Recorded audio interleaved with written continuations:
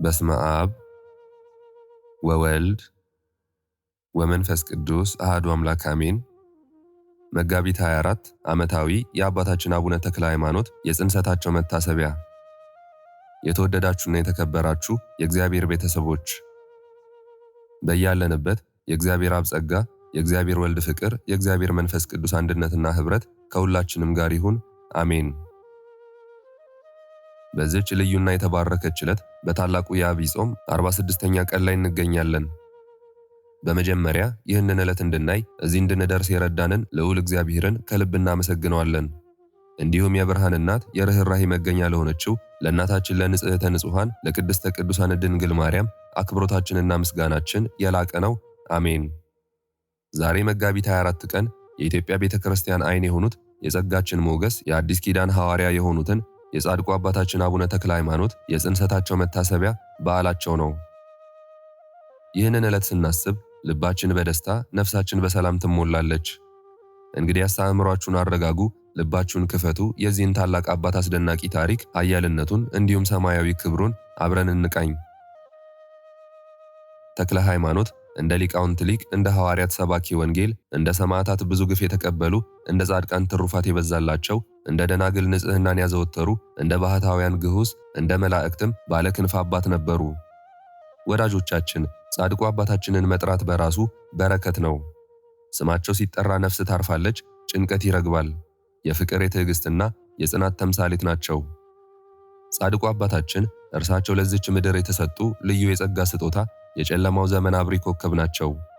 እንኳን ለጻድቁ አባታችን ቅዱስ ተክለ ሃይማኖት ዓመታዊ በዓለ ጽንሰት በሰላም በጤና ደረሳችሁ አደረሰን።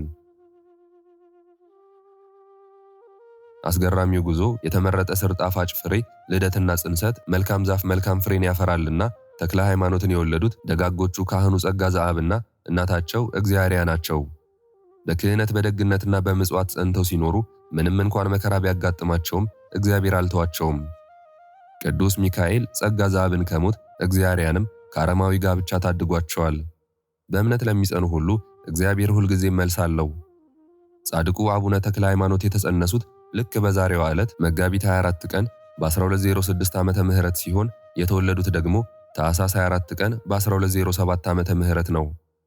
ሲወለዱም በቤታቸው በረከት ሞላ፣ ድንቅ ተአምራትም ታዩ። የመጀመሪያው ስማቸው ፍስሐ ጽዮን የነበረው ወጣቱ ፍስሐ ጽዮን ኃይለኛ አዳኝ ነበሩ። ነገር ግን እግዚአብሔር ለእርሱ ሌላ ታላቅ ዕቅድ ነበረውና አንድ ቀን ለአደን ወጥቶ ሲያነጣጥር ሰማያት ተከፍተው ጌታችን ኢየሱስ ክርስቶስ እልፍ አእላፍ መላእክትን አስከትሎ ወረደ። ከዛሬ ጀምሮ ስምህ ተክለ ሃይማኖት ይሁን፣ ከዚህ በኋላ አራዊትን ሳይሆን ነፍሳትን ታድናለህ፣ ዘውትር እኔም ካንተ ጋር ነኝ የሚል መለኮታዊ ድምፅን ሰማ። አስቡት ወዳጆቻችን፣ የሕይወት አቅጣጫ ቅጽበታዊ መለወጥ። እኛስ ዛሬ በዓለማዊ ሩጫችን በዕለት ተዕለት ጭንቀታችን ውስጥ ሆነን ይህንን የጌታን ድምፅ ለመስማት ጆሮአችንን ከፍተናልን? ተክለ ሃይማኖት ይህንን ድምፅ ሲሰሙ አላመነቱም። ንብረታቸውን ለነዳያን በትነው የነፍስ አዳኝነቱን ጉዞ ጀመሩ። አባታችን አቡነ ተክለ ሃይማኖት ኢትዮጵያን በወንጌል ብርሃን ከማብራታቸው ባለፈ ገዳማዊ ሕይወትንም በተግባር አሳይተውናል።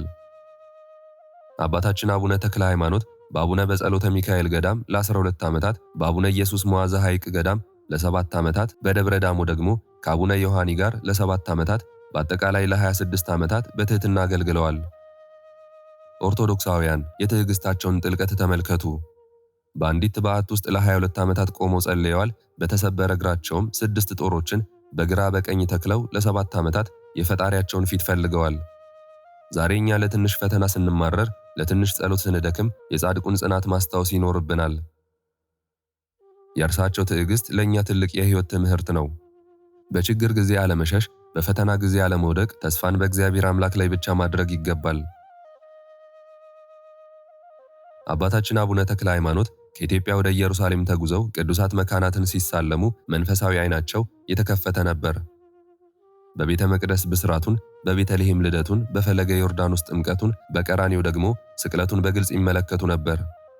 ጌታቸውን እንደተሰቀለ ሲመለከቱ ከዓይናቸው ይፈስ የነበረውን የፍቅርና የሐዘን እንባ ዓይናቸውን እስኪያጠፋው ድረስ ነበር። በዚያች ቅጽበት እናታችን ድንግል ማርያም ፈጥና ደርሳ ወደ ሰማይ አሳረገቻቸው። የብርሃን ዓይን ተቀብለው 6 ክንፍ አብቅለው ከ24ቱ ካህናተ ሰማይም ተደምረው መንበረ ጸባዖትን አጥነው ተመለሱ። የአባታችን ተአምራት እንደ ሰማይ ከዋክብት እንደ ምድር አሸዋ የበዙ ናቸው። ሙታንን በጸሎታቸው ኃይል አንስተዋል፣ ድውያንን ፈውሰዋል፣ አጋንንትን አሳደዋል፣ በክንፍ በረዋል፣ ደመናንም ዙፋን አድርገዋል። እነዚህ ተአምራት ትናንት ብቻ የተፈጸሙ ታሪኮች አይደሉም። ዛሬም በእምነት ሆኖ በንጹሕ ልብ ስማቸውን ለሚጠራ ቃል ኪዳናቸውን ለሚያምን ሁሉ ፈጥነው ይደርሳሉ። በጭንቀት ላለ ሰላምን፣ በበሽታ ለሚሰቃይ ፈውስን፣ ላዘነ መጽናናትን ይሰጣሉ።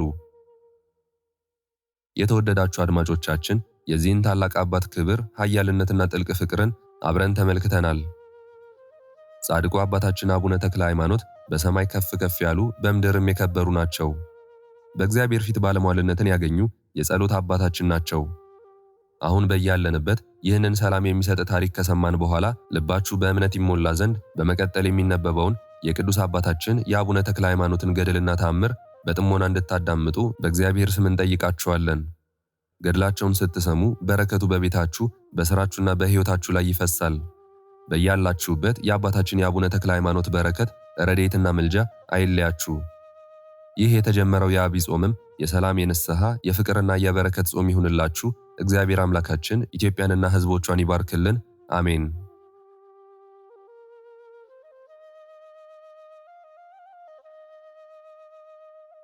በስመ አብ ወወልድ ወመንፈስ ቅዱስ አሐዱ አምላክ አሜን። የአባታችን የአቡነ ተክለ ሃይማኖት ገድል ምዕራፍ 8። የክቡር አባታችን የተክለ ሃይማኖት ልደት እንደዚህ ነው። ጸጋ ዘአብም ከዚያች አገር ደጋግ ከሆኑ ሰዎች ወገን ሳራ የምትባል ሴት አግብቶ ተቀመጠ። እግዚአብሔርን በማገልገል እጅግ ደግ ሆኑ። ጾም በመጾም ጸሎት በመጸለይ ትዕግስትንም ገንዘብ በማድረግ ከቀን ወደ ቀን በጎ ሥራ እያበዙ ሄዱ። እንደ አብርሃምና እንደ ሳራ እንደ ኤልሳቤጥና እንደ ዘካርያስ ሁለቱም እጅግ ይወደዱ ነበር። ነገር ግን ሳራ እጅግ መልከ መልካም ነበረችና ነገሯን የሰማ መልኳን ያየ ሁሉ እጅግ ያደንቃት ነበር። ከአማቷ ቤትም ሳለች በሕግ ጸንታ ሥራዋን ሁሉ ገለጠች። ለአንደበቷ መወሰንን ክንዷን ለመፍተል አጸናች። አማቷ የሥራዋን ሁሉ ደግነት ባየ በተመለከተ ጊዜ ስሟን ለውጦ እግዚአብሔር አላት። ከዚያችም ቀን ጀምሮ በዚህ ስም ስትጠራ ኖረች። ከዚህ በኋላ ሕይወት በነ ብጽዮን ሞተ። ሚስቱና ጸጋ ዛብ ብቻቸውን ቀሩ። በገንዘብ እጅግ የከበሩ ሆኑ። ነገር ግን እግዚአብሔር መካን ሆነች፣ ልጅም አልነበራት። ስለዚህም ነገር በወሩ በ12 ቀን የመላእክት አለቃ የቅዱስ ሚካኤልን በዓል ማዝከር ጀመሩ። የተራበ በማብላት የተጠማ በማጠጣት የታረዘ በማልበስ ነዳያንን በማክበር የተቸገሩትን በመርዳት ቀን ያዋረዳቸውን ወራት የባሳቸውን በመደገፍ እንግዳ መቀበል ግን የዘወትር ልማዳቸው ነበር። እነሱን ያየ ልጅ እንደሌላቸውም የሰማ ሁሉ ያዝን ነበር። የአገራቸው ሰዎች ሁሉ እርስ በርሳቸው በሰውና በእግዚአብሔር ዘንድ የእግዚአብሔርና የጸጋ ዛብ አኗኗር ምን ያምር ምንኛ ይወደድ ይሉ ነበር። እግዚአብሔር መካን ስለሆነች በልቦኗ ታዝን ትቆረቆር ነበር። ነገር ግን ልጅ ይሰጣት ዘንድ ልቦናዋን አጽንታ ወደ እግዚአብሔር ለመነች። ማለዳ ወደ ቤተ ክርስቲያን ሄዳ እንዲህ ብላ ለመነች። የመላእክት አለቃ የሚሆን የቅዱስ ሚካኤል ጌታ፣ ጌታዬ ኢየሱስ ክርስቶስ፣ የመላእክት ፈጣሪ አንተነ፣ የዓለም ሁሉ ጌጥ መገኛ አንተነ፣ ያዘኑትን ደስ የምታሰኛቸው አንተነ፣ ለተቸገሩትም ረዳታቸው አንተነ፣ በዓለሙ ዳርቻ ላሉት ሁሉ አለኝታቸው አንተነ፣ በባህርም ላሉት ሁሉ አለኝታቸው አንተነ፣ የነገሥታቱም ገዥ አንተነ፣ የመላእክት ጌታቸው፣ የመላእክት ኃይላቸው፣ አማልክት ዘበጸጋ ለተባሉት ፈጣሪያቸው አንተነ። የመብረቅ ምሰሶች ሁሉ የሚታዘዙልህ፣ ነፋሳትና ብልጭልጭታ ነጎድጓድም የሚገዙልህ፣ ለይኩን ብርሃን ባልከው ትእዛዝ የከዋክብትና የጨረቃ የፀሐይ መመላለስ የተሰራ በጌትነት ጽናትና በካህሊነት አቤቱ ልመናዬን ስማኝ። ቸርነትን የሚያገለግል ልጅ ስጠኝ። አንተን የማያገለግል ከሆነ ግን ማኅፀኔን ዝጋ ብላ ለመነች። ይህን ብላ ወደ ቤቷ ተመልሳ ገባች። የባሏ የጸጋ ዛብ ግን ሥራው ጠዋት ማታም በመዓልትም በሌሊትም ወደ ቤተ ክርስቲያን መገስገስ ነበር። ዕጣን ለማጠን የሚሄድበትም ጊዜ አለ። መሥዋዕት ለመስራት የሚሄድበትም ጊዜ አለ። ዳዊት ለመድገም የሚሄድበትም ጊዜ አለ። መጽሐፍት ለማንበብ ወይም ለመመልከት የሚሄድበትም ጊዜ አለ። ወንጌልንም ለማስተማር የሚሄድበትም ጊዜ አለ። የትሩፋት ሥራ ለመስራትና ጸሎት ለማድረግም የሚሄድበት ጊዜ አለ። እየተፋጠነ ከሚሠራው ሥራ ሁሉ ጋር ወደ ቤተ እግዚአብሔር ባዶ እጁን አይሄድም ነበር።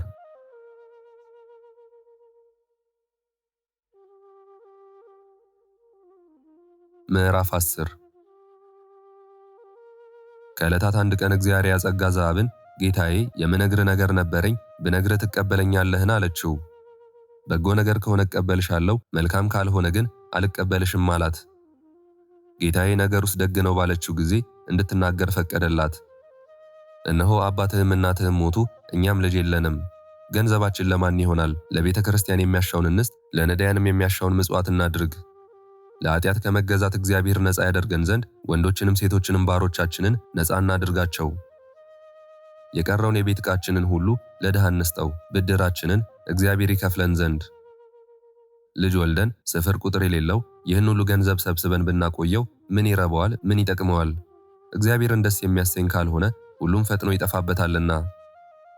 እህቴ ነገርሽስ እጅግ ያማረ የተወደደ ነው፣ ነገር ግን ጥቂት እንታገስ። እንዲህ የሚል ጽሑፍ አለና ለመስጠት አትቸኩል፣ ከሰጠህም በኋላ አይቆጭህ። የሚጠራጠር ሰው ከእግዚአብሔር አንድነት የተለየ ነውና። እግዚአብሔርም ጌታዬ ሆይ ይህ ለአንተ አይደለም፣ ለበጎ ሥራ እንቸኩል እንጂ ሰው ከሞተ በኋላ እግዚአብሔርን የሚያመሰግነው ማን ነው? ለመስጠት ሲቻለን መጽውተን ነፍሳችንን ደስ እናሰኛት። ጸጋ ዛብም ይህን ነገር ከሚስቱ ሰምቶ ፈጽሞ አደነቀ። አንቺ ሴት ሃይማኖትሽ ፍጹም ነው፣ የእግዚአብሔር ዳረጎት ስጦታ ነሽ። ስለ አንቺ ነቢይ እንደተናገረ እናገራለሁ። ሥራና ልጅ ስም ያስጠራሉ። ከሁለቱም ይልቅ ልቦናዋ ቀና የሆነ ሴት ትበልጣለች። ወዳጅ ወገን በዘመናቸው ይጠቅማሉ፣ ከእነሱም ይልቅ ለባሏ ደግ የሆነች ሴት ትበልጣለች። ስለ ምክርሽም እንዲህ እላለሁ፣ ወንድም ረዳትን በመከራ ጊዜ ኃይል ይሆናሉ። ከሁለቱም ይልቅ ለማዳን ምጽዋት ትበልጣለች። ወርቅና ብር ሀገርን ያጸናሉ፣ ከሁለቱም ይልቅ በጎ ምክር ትበልጣለች። መክበር ገንዘብ ማግኘት ልቦናን ደስ ያሰኛል፣ ከነዚህም ይልቅ እግዚአብሔርን መፍራት ትበልጣለች። የምታሳጣቸው የለም፣ ረዳት አትሻም። እግዚአብሔርን መፍራት እንደ ገነት በረከቷ ብዙ ነው። ፍጹም ክብር ተድላ ደስታ በሷ ይገኛል። አንቺ ሆይ ልቦናሽ በጎ ነገርን አስቧል፣ እውነት ነገር ተናገርሽ። ያልሽኝን ሁሉ ፈጥኜ አደርጋለሁ። ይህንንም ተናግሮ ገንዘቡን ሁሉ ለነዳያን መጸወተ። ባልና ልጅ ረዳት ለሌላት አሳዳጊ መጋቢ ለሌለው ሁሉ ረዳ። ቸር የሆነች ሚስቱ እንደነገረችው እኩሌታውን ገንዘብ ለቤተ ክርስቲያን ሰጠ። ዳግመኛ ወንዶችንም ሴቶችንም ባሮቹን ጠርቶ ወደ ወደዳችሁበት ሂዱ፣ ለእግዚአብሔር ብዬ ከመገዛት ነፃ አውጥቻችኋለሁ፣ እኔንም ሚስቴንም ከዲያብሎስ መገዛት ነፃ ያደርገን ዘንድ። ወንዶችም ሴቶችም ባሮቹም ሁሉ እንዲህ ባላቸው ጊዜ እጅግ አዘኑ። ጌታችን ምን አደረግን? አባታችን ሆይ የሚያሳዝን ሥራ ምን ሠራን? ብንበድልህም እነሆ አለንጋ ጅራፍ በፊት አለ፣ ግረፈን እንገረፋለን አሉት። ጸጋ ዛብም ያሳዘናችሁኝ ነገር የለም። በእውነት ከፊቱ ቆመው የሚያገለግሉት በካህናት በአባቶቼ በረከት እግዚአብሔር ይባርካችሁ። ከእኔ ቤት ልትኖሩ ብትወዱ ግን እንደ ቤት ልጅ ሆናችሁ ኑሩ እንጂ ባሮች አይበሏችሁ። ወንዶችንም የጸጋ ዛብ ወዳጆች፣ ሴቶችንም የእግዚአብሔር ባለሟሎች ይበሏችሁ አላቸው። እንዲህም ባላቸው ጊዜ ሴቶችም ወንዶችም ደስ ብሏቸው እጁን እግሩን ሳሙት። ወንዶችም ሴቶችም እንደ ባለቤት ነፃ ሆነው ከሱ ጋር ብዙ ዘመን ተቀመጡ።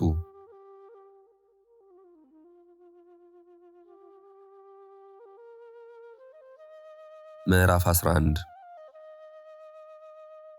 እንዲህም ሲኖሩ እስለንደኔ ከምትባል ሴት የተወለደ ሞተለሚ የሚባል አንድ ከሃዲ ተነስቶ በሸዋ አውራጃና በዳሞት አውራጃ በኃይሉ ነገሰ። የአማራ ሀገር እስከምትሆን እስከ ጀማ ድረስም ግዛቱን አስፋፋ። አብያተ ክርስቲያናትን አቃጥሎ አብያተ ጣዖትን በመስራት የፈጠራችሁኝ እናንተ ናችሁ ብሎ በሰልፍና በጦርነት ጊዜም ድል እንዳደርግ የምትረዱኝ እናንተ ናችሁ ብሎ ለጣዖት ሰገደ። የእግዚአብሔርን ሥራ ሁሉ አጠፋ። የሸዋን መኳንንት ሁሉ ሴቶቻችሁን አምጡልኝ አገባቸው ዘንድ ይላቸው ነበር። እነሱም እንዳይገላቸው ፈርተው በፈረቃ ይልኩለት ነበር። እንደ ቅንስ ጥቂት ሰዎች ሰልፍ የተማረ ነበርና ስለዚህ ነገር በጦር ኃይል ነገሰባቸው። በዘመኑ ደናግልም አልቀሩትም። በድንግልና የተገኘችቱን እየወሰዱ እየሰጡት ከክብር ያሳንሳት ነበርና ከምርኮም ውስጥ ድንግል የተገኘች እንደሆነ ይዘው እያቀረቡለት ከክብር ያሳንሳት ነበር። ሥራው ሁሉ የሚያስጸይፍ ነው፣ በሥራው ሁሉ የተጠላ ነው። በዚያም ወራት ጽላልሻ አውራጃ ደረሰና ዞረሬን ከቧት ሰፈረ። ጸጋ ዛብም ሀገሩን ሲከቧት አይቶ ይህ ከሃዲ ሊገድለው እንደመጣ አወቀና በሌላ ጎዳና ፈጥኖ ሸሸ። ከሞተለሚ ጭፍራ አንዱ ጸጋ ዛብን ሊገድለው በፈረስ ተከተለውና ጦሩን ወረወረበት፣ አላገኘውም።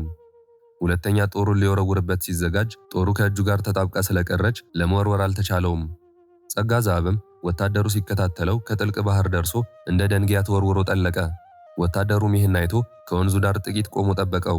ከውሃ ውስጥ ዋኝቶ ምናልባት ይወጣ መስሎት ነበርና እንዳልወጣለት ባየ ጊዜ ወደ መንደር ተመለሰና ያገኘውን ሁሉ ይማርክ ጀመር። ንጹሕ አገልጋይ ጸጋ ዛብ ግን ከጥልቅ ባህር በገባ ጊዜ ጉዳት አላገኘውም። ይህች ባህር ለማደሪያ እንደተዘጋጀች ድንኳን ሆነችለት እንጂ የመላእክት አለቃ ቅዱስ ሚካኤልም ይጠብቀዋልና፣ ነገር ግን እሱ አያየውም ነበር። ያን ጊዜ በመጋቢት 12 ቀን የቅዱስ ሚካኤል በዓል ስለነበር ከባህር ውስጥ ሆኖ እንዲህ እያለ ይጮህ ነበር። ኃይሌ የምትሆነኝ ቅዱስ ሚካኤል፣ አምባ መጠጊያዬ የምትሆነኝ ሚካኤል፣ ኃይልህ ወዴት ነው? ከሃሊነትህ ወዴት ነው? ታምራት ማድረግህ ወዴት ነው? እነሆ መሞቻዬ ደረሰ። ዛሬ ሽብር ቀን ነው። ዛሬ የመከራ ቀን ነው። ዛሬ ጥፋት ተፈረደብኝ። በበዓልህ ደስ ስታሰኘኝ ታሳዝነኛለህን? ይህንንና ይህን የመሰለ ሁሉ እንዲህ እያለ የእናቱን ጡት እንዳስጣሉት ልጅ ያለቅስ ነበር። ከዓይኖቹ የሚያቃጥል እንባ በብዛት ያለማቋረጥ ይወርድ ነበር። ያን ጊዜ የመላእክት አለቃ ቅዱስ ሚካኤል ተገልጾለት ጸጋ ዘአብ ምን ያስለቅስሃል? እነሆ እኔ ሚካኤል እጠብቅሃለሁ። ከሜዳ ሳለህ ከዚያ ከወታደር አድኜህ ቢሆን ታምራቴ ባልተደነቀም ነበር። ከባህር ውስጥ ሳለህ አድኜ ባወጣው ጊዜ ታምራቴ ይደነቃል እንጂ።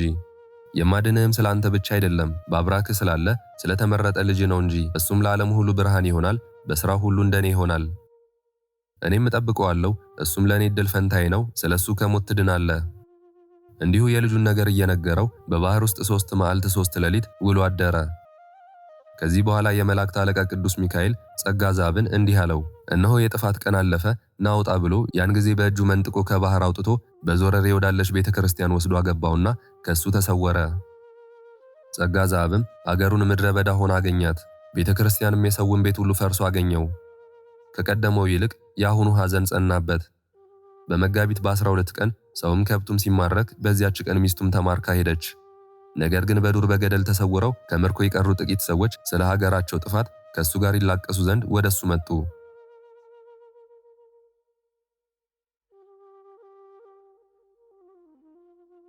ምዕራፍ 12 እግዚአብሔርን ግን እኒህ የወታደር ጭፍሮች በማረኳት ጊዜ ለጌታችን ለንጉሡ ሚስት ትሆናለች ብለው አክብረው ይዘዋት ሄዱ። እጅግ መልከ መልካም ነበረችና።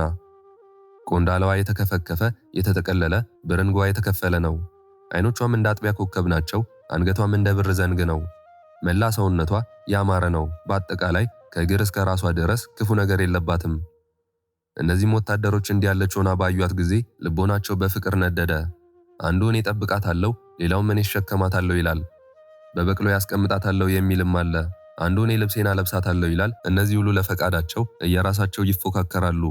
ነገር ግን የሚጠብቃት የመላእክት አለቃ ቅዱስ ሚካኤል ክብርት እሷን እንዳያረክሷት ይከለክላቸዋል። እነሱም ንጉሥ ሆይ የምስራች፣ ምሳሌ የሌላት ሴት አገኘንልህ። በቤተ መንግሥት ሁሉ እንደሷ ያለ አይገኝም።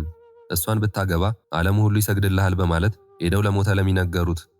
እሱም ደስ ብሎት ከወዴት አገኛችኋት አላቸው። እነሱም ዛሬ ከሀገሩ ሰው ጋር ማረክናት፣ እጅግ መልከ መልካም እንደሆነች አይተን ሚስት ታደርጋት ዘንድ ወደ አንተ አመጣናት አሉት። በዚህም ጊዜ አክብራችሁ ጠብቁልኝ፣ ከደህና ቦታ አሳድሯት፣ ከሰው ወገን ማንም እንዳያያት በነጭ ሐር የተሰራ አረንጓዴ አበባ ግምጃ በወርቅ በብር የተሰራ ልብስ አልብሷት ብሎ ሰጣቸው። በዚህ ሁሉ ጌጥ አስጊጣችሁ ነገ ወደ እኔ አምጧት አላቸው። ወታደሮቹም ይህን ሁሉ ከንጉሡ ታዘው ወደ ክብርት እግዚአርያ ሄዱ። ከእሷ ዘንድ በደረሱ ጊዜ ንጉሡ እንዴት ውለሻል አለሽ ብለው ይህን ሁሉ ልብስ ሰጧት። በሱ አስጌጧት፣ የወርቅ ማርዳ አደረጉላት። ለእጆቿም የወርቅ አንባር፣ ለጣቶቿም የወርቅ ቀለበት፣ ለእግሮቿም የወርቅ ጫማ አደረጉላት። ንግሥታቶቹ እንደሚያጌጡት ማዕረግ በዚህ ሁሉ ጌጥ አስጌጧት። እሷ ግን ታዝን፣ እንባዋንም ከምድር ታንጠበጥብ ነበር። ቀና ብላም አታስተውልም። አንገቷን ደፍታ ምድርን ትቆረቁር ነበር እንጂ በሕሊናዋ ግን ወደ ሰማይ ታመለክት ነበር።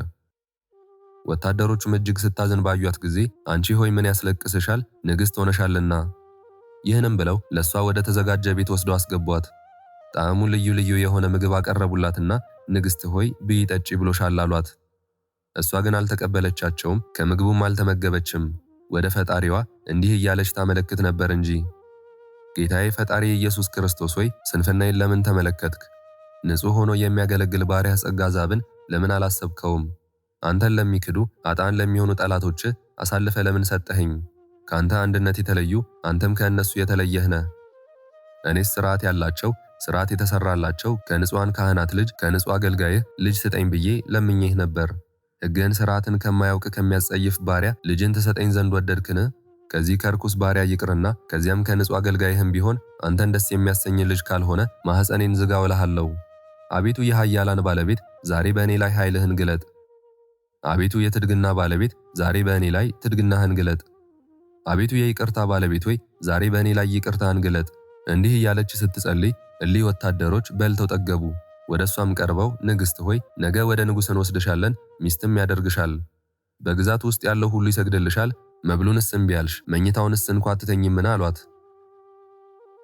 እግዚአርያም እኔንስ እንቅልፍ እንቢ አለኝ፣ እናንተ በሉ ተኙ አለቻቸው። መላው ወታደሮች እሷን ከበው ተኙ። ምዕራፍ 13 ቅድስት እግዚአርያም በዚያች ሰዓት ተነሳችና ይህን የርኩስ ልብስ ለብሼ ብጸልይ ፈጣሪ አይሰማኝም ብላ ያለበሷትን ልብስ አውልቃ ጣለች። የቀድሞ ልብሷንም ለብሳ ወዟ እስኪፈስ ድረስ ብዙ ሰገደች። ፊቷንም ወደ ምስራቅ መልሳ ቆመች። እጆቿንም ዘርግታ እንዲህ እያለች ለመነች። የፍጥረቱ ሁሉ ጌታ ሁሉ ይቻልሃል እንጂ የሚሳንህ የለም፣ መግደልም ማዳንም ይቻልሃልና። የሌለህበት ጊዜ የለም፣ አንተም የሌለህበት ቦታ የለም። ግዛት ጽንፍ እስከ ጽንፍ ድረስ ነው እንጂ። ሳራን ከጌራራ ንጉሥና ከፈርዖን እጅ ያዳንካት አንተነ። ዳንኤልንም ከአናብስት አፍ ያዳንከው አንተነ። ሶስናንም ከረበናት እጅ ያወጣሃት አንተነ። ሰለስቱ ደቂቅንም ከባቢሎን እቶነ እሳት ያዳንካቸው አንተነ። ቀድሞም አንተነ፣ ዛሬም አንተነ። በእኔ የትድግና ኃይል ይገለጥ። አቤቱ አድነኝና ስምህን እንዳመሰግን አድርገኝ። እኔ ድሃ ባሪያህን በዚህ በተኩላ አፍ አትጣለኝ። አንተም የመላእክት አለቃ ቅዱስ ሚካኤል ዝምታህ ምንድን ነው? በባሪያህ ላይ ይህ ሁሉ መከራ ሲመጣባት ቸልታህስ ምንድን ነው? በወር በወሩ ዝክርህን እዘክራለሁ ብዬ ከአንተ ጋር የተማማልኩትን መሐላ ዘነጋኸውን? ዝክርህን በማደርግበት ቀን ይህ ሁሉ መከራ ደረሰብኝ። ስታከብረኝ አዋረድኸኝ፣ ደስ ስታሰኘኝ አሳዘንኸኝ። የመላእክት አለቃ ቅዱስ ሚካኤል ሆይ ይህን ታደርግ ዘንድ ለአንተ አይደለም፣ በመከራ የተጨነቁትን የምትረዳቸው አንተ ነህና እርዳኝ እንጂ። ለመውደቅ የሚፍገመገሙትን የምትደግፋቸው አንተ ነህና ደግፈኝ እንጂ። እንዲህ እያለች ስትጸልይ የመላእክት አለቃ ቅዱስ ሚካኤል ተገልጾ ቅድስት ሆይ ቸር አለሽና አላት። ይህ ነገር የተደረገው ላጠፋሽ አይደለም፣ የፍቅሬን ጽናት በአንቺ የገልጽ ዘንድ ነው እንጂ። ከዚህ መከራ የምትድኚው ስለ አንቺ ብቻ አይደለም፣ ከአንቺ ስለሚወለደውም ልጅ ነው እንጂ። ዓለም ሁሉ ለአንዲት ራስ ጠጉሩ ዋጋው የማይሆን የአሕዛብ ብዕልና የነገሥታት ክብር በእግሩ ለሚረግጣት ለአንዲት ምድር ትቢያ ዋጋዋ የማይሆን የብዙ ሰዎች ድህነት ነው። የሕሙማንም ፈውስ በእጁ ነው፣ ስለ እሱም ከመከራው ትድኛለሽ። እግዚአርያም ጌታዬ መቼ ነው የምድነው ብላ ጠየቀችው። እሱም እግዚአብሔር በወደደው ቀን ነው ብሏት ከእሷ ተሰወረ። እሷ ግን ሌሊቱን ሁሉ ቆማ ስትጸልይ አድራ ዘበኞቹ ሳይነሱ ጌጠኛውን ልብስ ለብሳ ተቀመጠች። ወታደሮቹም ነገ እንድታመጧት ብሎ እንዳዘዛቸው በወርቅና በብር አስጊጠው ወደ ንጉሡ ወሰዷትና አግብተው ከፊቱ አቆሟት። ንጉሡም ባያት ጊዜ እጅግ ደስ አለውና ሊስማት ወዶ ፈጥኖ ተነሳ። ሰውን ስላፈረ ብቻ ትቷት ተመልሶ ተቀመጠ። እንዲህም አለ፣ እንደ ሌሎቹ ተርታ ሴቶች በዚህ ሥርዓት ባገባት ክብር አይሆናትም፣ ለእኔም ውርደት ነው። ይህችንስ በሚስቶቼ ሁሉ ላይ አንግሼ በማልበረዴ ቤተ መንግሥቴ አገባታለሁ ብሎ አሰበ። ጭፍሮቹንም እንዲህ አላቸው፣ እውነት ያማረች የተወደደች ሴት አምጥታችሁልኛል። ስለዚህ እኔም የስለ እንደኔ ልጅ ለእናንተም ለልጅ ልጆቻችሁም የሚበቃ ሹመት እሰጣችኋለሁ። ይህችንም ሴት አክብራችሁ ጠብቋት፣ በገንዘቤ ሁሉ እስካሰለጥናት ድረስ የወደደችውን ሁሉ አድርጉላት። ጉዞም ስንሄድ እኔ በምቀመጥበት በቅሎ አስቀምጧት፣ በመዓልትም በሌሊትም ከእኔ አታርቋት። በወርቅ በተሠራ ዓይነ ርግብ ሸፍኗት፣ ቀን ፀሐይ እንዳያያት ሌሊት ብርድ እንዳያገኛት። ከከተማው ቤተ መንግሥቴ በደረስን ጊዜ በጣዖቶቼ ሥርዓት ከዚያ ታጋቡኛላችሁ። ይህን ብሎ ተነስቶ ቸኩሎ ሄደ። ለእግዚአርያም እሱ እንዳዘዛቸው አደረጉላት። በኋላው እያስከተሉ ይዘዋት ሄዱ፣ ከእኔ አታርቋት ብሏቸዋልና። እሷ ግን በልቦኗ ጽኑ ሐዘን ታዝናለች። እነሆ የጥፋት ቀን ቀረበ፣ የመላእክት አለቃ ቅዱስ ሚካኤል ሆይ የምታድነኝ መቼ ነው እያለች ሁል ጊዜ ታለቅስ ነበር። ከዚያ በኋላ ሞተለሚ መልእክተኞች ወደ ሀገሩ እንዲህ ብሎ ሰደደ፣ እነሆ ደስ ብሎኝ በደህና ተመልሻለሁ። የሚያሟርቱትን ጠንቋዮች ሁሉ በማልበረዴ ሰብስባችሁ ቆዩኝ። 1000 ሰንጋ 1000 ጊደር ታላላቆች ቀንዳቸው በወርቅና በብር የተለበጠ 1000 ያልተለበጡ ያልተጌጡ 1000 የበግ ሙክት 1000 የፍየል ሙክት 20,000 ዶሮ ሻለቆቹን ይህን ሁሉ እንዲያዘጋጅታችሁ ቆዩኝ በሏቸው። ጠጅ አሳላፊዎቹንም 700,000 ማድጋ ጠጅ አዘጋጁ፣ ጠላ ግን እንደ ውሃ ይሁን። የእንጀራ አዘጋጆችንም አንባሻውን ወጡን አብዝታችሁ አዘጋጁ በሏቸው። 10 ሚስቶቼንም በየቤታችሁ ብዙ ምግብን አዘጋጁ በሏቸው አለ። የዳሞትንም ሰዎች ሁሉ በማልበረዴ ግብሬን አዘጋጅታችሁ ቆዩኝ። ይህንን ያዘዝኳችሁን ሁሉ ያላደረጋችሁ እንደሆነ በሰይፍ እቀጣችኋለሁ፣ ገደልም እጥላችኋለሁ፣ በእሳት አቃጥላችኋለሁ በሏቸው። እናንተም ይህን የላኳችሁን ያላደረጋችሁ እንደሆነ ቅጣታችሁ እንደነሱ ነው። በፈጣኖች ፈረስ ሆናችሁ ሂዱ፣ በየደረሳችሁበትም አገር ፈረስ እያፈራረቃችሁ ሂዱ፣ ነገ እንድትገቡ። እኔም እስከ ሳምንት ቀን ድረስ እገባለሁ። መልእክተኞቹም ሄዱ። በነጋው ከከተማው ደርሰው እንደላካቸውም ነገሩ። እነሱም የላከባቸውን ሰምተው እንዳዘዛቸው አዘጋጁ። ሞተለሚም ተነስቶ እየተከተላቸው በ8 ቀን ከከተማው ደረሰ። የሀገሩም ሰዎች እንደቀጠራቸው ደስ ብሏቸው በእልልታ በግርግርታ ተቀበሉት። መልእክተኞቹም ከሕዝቡ ጋር ሊቀበሉት በመጡ ጊዜ መልእክተኞቹን ጠቀሳቸውና ያዘዝኳችሁን ሁሉ ጠንቋዮችም ጥበብ ያላቸው ሰዎች ሁሉ ተሰበሰቡን አላቸው። እነሱም ንጉሥ ሆይ አዎን አሉት። አሁንም ሄዳችሁ ለነገ ተዘጋጁ በሏቸው። ለጣዖቶቻችን እንሰግድ ዘንድ በሰልፍ ጊዜ ድል እንድናደርግ የሚረዱን እነሱ ናቸውና።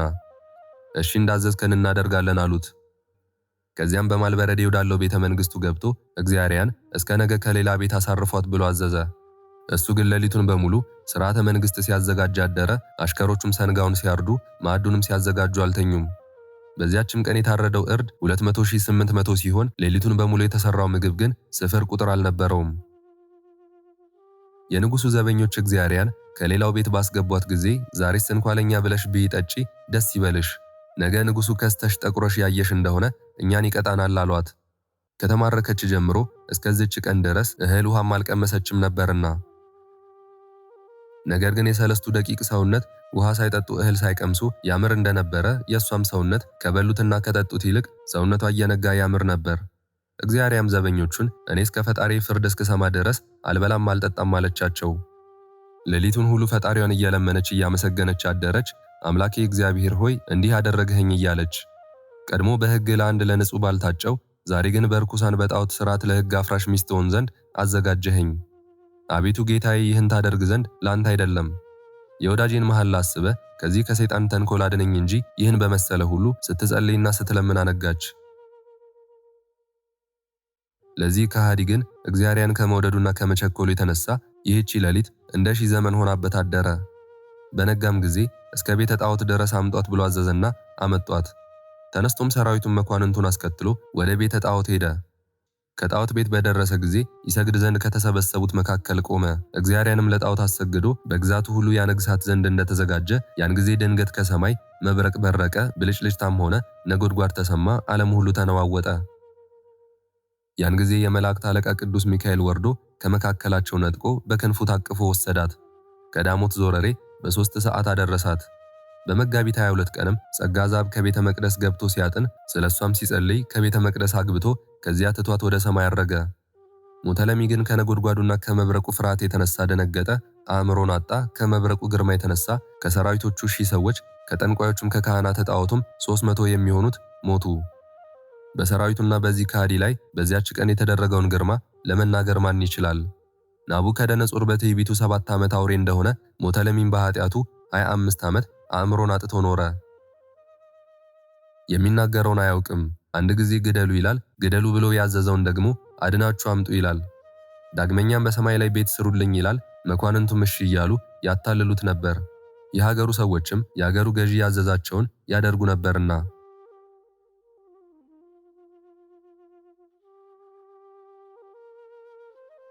ምዕራፍ 14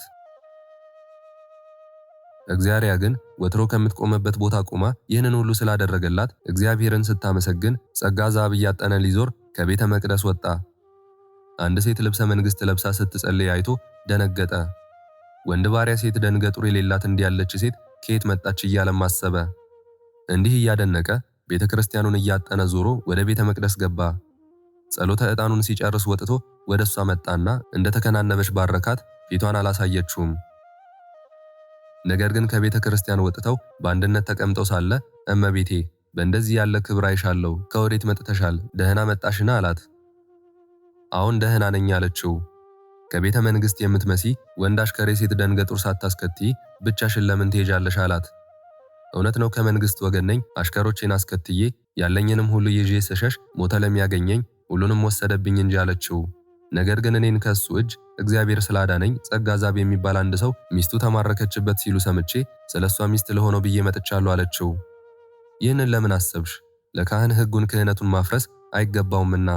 ዳግመኛም አንቺ የከበርሽ ሴት ነሽ፣ እሱ ግን ምንም የሌለው ድሃ ነው። እሱንም ብታገቢ ላንቺ ውርደት ነውና። እሱም እግዚአብሔር ሚስቴን ካልመለሰልኝ ሌላ ሴት አላገባም ብሎ ስመ እግዚአብሔርን ጠርቶ ሲምል ሰምቼዋለሁ አላት። ከተማረከች በኋላ ይመልስለታልን አለችው። እንኳን ከተማረከችበት ይቅርና ከሞተችም በኋላ አስነስቶ መስጠት ለእግዚአብሔር በተቻለው ነበር አላት።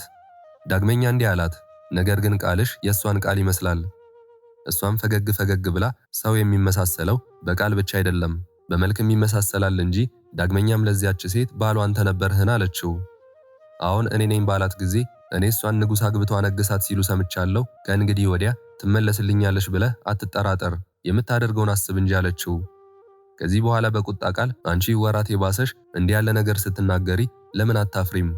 እግዚአብሔር ይህን የዝሙት አነጋገርሽን ያርቅልሽ፣ የዘማዊ ሰውነት እንደ ውሻ ደም ርኩስ እንደ ኩስም የሚያስጸይፍ ነውና። እግዚአብሔርና መላእክቶቹ ግን ንጽሕናን ይወዳሉ። ሃይማኖቱ እጅግ እንደ ጸና ባየችው ጊዜ ፈጥና ተነስታ ከፊቱ ቁማ ክንብንቧን ገልጻ ታየችው። ጌታዬ ፈጽመህ እወቀኝ፣ እኔ ሚስትህ እግዚአርያ ነኝ ባለችው ጊዜ ደንግጦ ተነስቶ አንገቷን ይዞ ከጫማዋ ወድቆ እግሯን ጉልበቷን ሳማት። እህቴ ሆይ እንደምን ሆንሽ? ከዚህስ እንደምን ደረስሽ አላት። እግዚአብሔር በጥበቡ አደረሰኝ አለችው።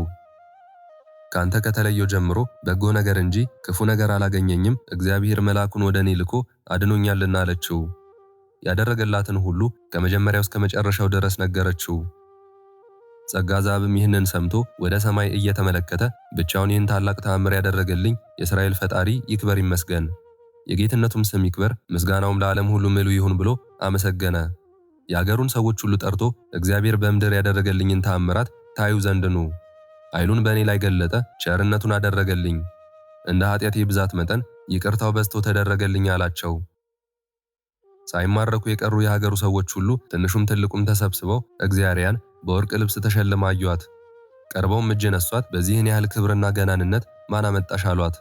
በእሷ የተደረገውን ሁሉ በነገረቻቸው ጊዜ በወዳጆቹ አድሮ ተአምራት የሚያደርግ እግዚአብሔርን አመሰገኑት። ተማርከው ስለቀሩት የሚያለቀሱ አሉ። የእግዚአብሔርን ሥራ ሲነጋገሩ ከቆዩ በኋላ ሥጋው ደሙን ተቀብለው ደስ ብሏቸው ወደ የቤታቸው ገቡ። ሕዝቡም ወደ የቤታቸው ከተመለሱ በኋላ ማዕድ አቅርበው በሚበሉበት ጊዜ እግዚአርያ ጸጋ ዘአብን እኔ ካንተ ከተለየው ጀምሮ እስከ ዛሬ ድረስ እህል ውሃ አልቀመስኩም፣ ነገር ግን እግዚአብሔር በጥበቡ እስከ ዛሬ ያደረሰኝ አለችው። ጸጋ ዘአብም ነገሯን ሰምቶ ፈጽሞ አደነቀና እሱም ያገኘውን መከራ ሁሉ ከመጀመሪያው እስከ መጨረሻው ነገራት። ከተመገቡም በኋላ ፈጣሪያቸው ያደረገላቸውን ቸርነት መልአኩም የሰራላቸውን ሥራ ሲጨዋወቱ አደሩ። ስለ ደስታቸው ብዛት እንቅልፍ በዓይናቸው ሳያዩ አደሩ።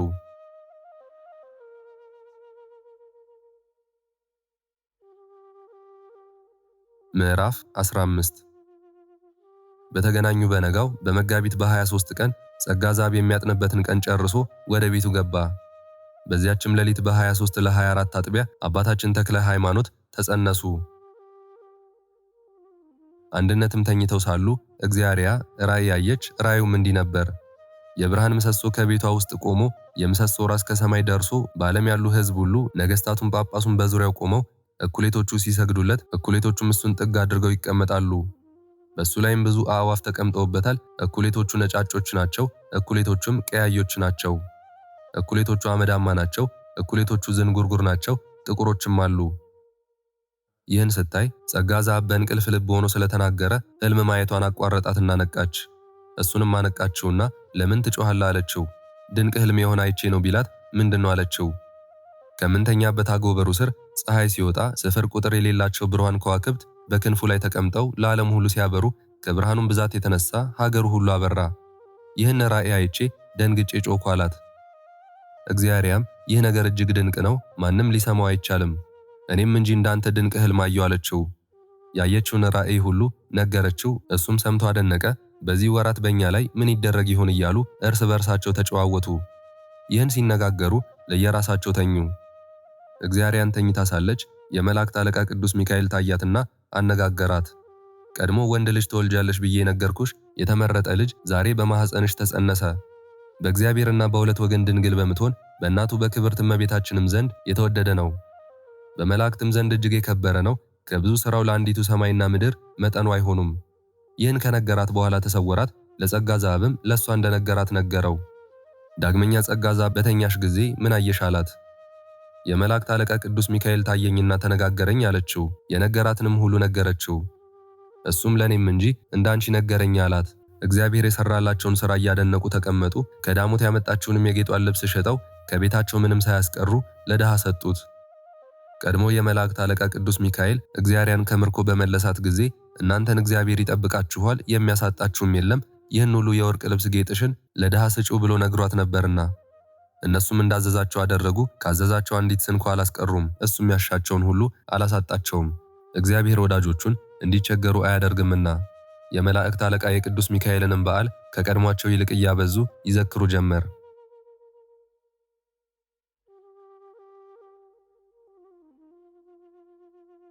ክብር ምስጋና ይሁን አንድ አምላክ ለሆነ ለአብ ለወልድ ለመንፈስ ቅዱስ ዛሬም ዘወትርም እስከ ዘላለም አሜን። የዛሬውን መርሃ ግብር በዚህ መልኩ ጨርሰናል።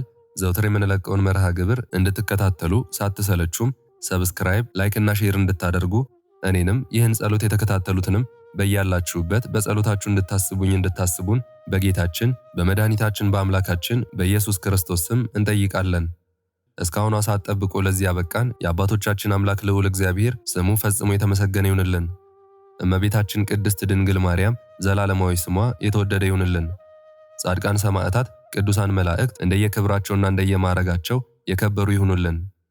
ይህንን ጸሎት ምስጋና ወይም ቃል እግዚአብሔር በቅርብም በአካል በሩቅም በያላችሁበት ስትከታተሉ ለቆያችሁ በኋላም ለምታደምጡ በአሜነ በረከት ለተሳተፋችሁ በሙሉ በጸሎት እንድናስባችሁም ለጠየቃችሁን ሁሉ ፍቅርተ ማርያምና ወለተ መስቀል ሁለተ ሥላሴ ወልደ ያሬድ ሁለተ መድን ገብረ መድን ወልደ ሚካኤል ወለተ ሥላሴ ፍቅርተ ማርያም ኪዳነ ወልድ ወለተ አረጋይ ገብረ ሥላሴ ትርሲተ ድንግል መራተ ድንግልና ወለተ ሐና እሴተ ወልድ ወለተ ማርያም ወለተ ሕይወት ወለተ ማርያም ወልደ ገብርኤል ገብረ ሥላሴ አመተ ዮሐንስ አስቴር ወለተ ኪዳነ ማርያም ወለተ ዮሐንስ ወለተ ቁስቋም ወለተ ጊዮርጊስ ወለተ ትንሣኤ ወለተ ማርያም ገብረ ሥላሴ ገብረ መድን ሂሩተ ገብርኤል ዘማርያም ወለተ ማርያም ወለተ ሚካኤል ወለተ ሐና ወለተ መስቀል አጸደ ማርያም ብስራተ ገብርኤል ተስፋ ጊዮርጊስ ሳህለ ማርያም ወለተ ማርያም ፍቅርተ ማርያምና ሰይፈ ገብርኤል ሴቴ ወለተ ሐና አስካለ ማርያም ወርቅ አለማው ገብረ ጊዮርጊስና ወለተ ገብርኤል ወለተ ሥላሴ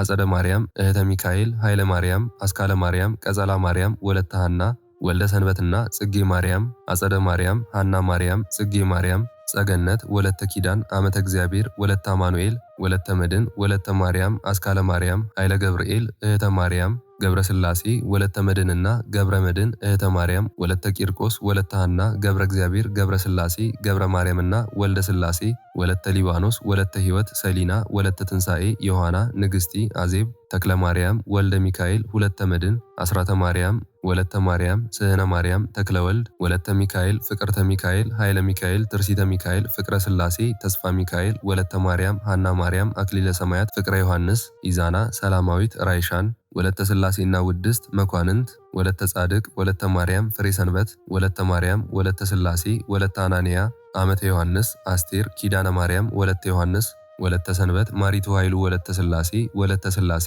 ኃይለ ገብርኤል ገብረአብ ኃይለ ሚካኤል አስካለ ማርያም አምደ ሚካኤል ወለተ ሚካኤል አመተ ኢየሱስ ወለተ መድህን ወለተ ማርያም ፈቃደ ማርያም አጸደ ማርያም ወለተ ሐና ወለተ ኪዳን በትረ ማርያም ወለተ ሥላሴ ሁላችሁንም እግዚአብሔር ያስባችሁ ከነ ቤተሰባችሁ በሕይወት በጤና ያቆያችሁ። ዕድሜ ዘመናችሁ የተባረከ ስራችሁን የሰመረ ቀናችሁን ያማረ ኑሯችሁን የከበረ ጸሎታችሁንም የተሰማ ያድርግላችሁ።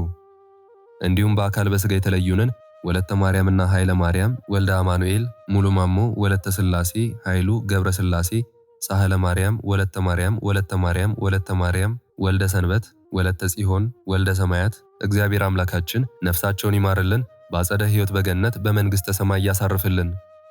አነሳስቶ ላስጀመረን አስጀምሮም ላስፈጸመን ለልዑል እግዚአብሔር ክብርና ምስጋና ይግባው ዛሬም ዘወትርም ለዘላለሙ አሜን። አቡነ ዘበሰማያት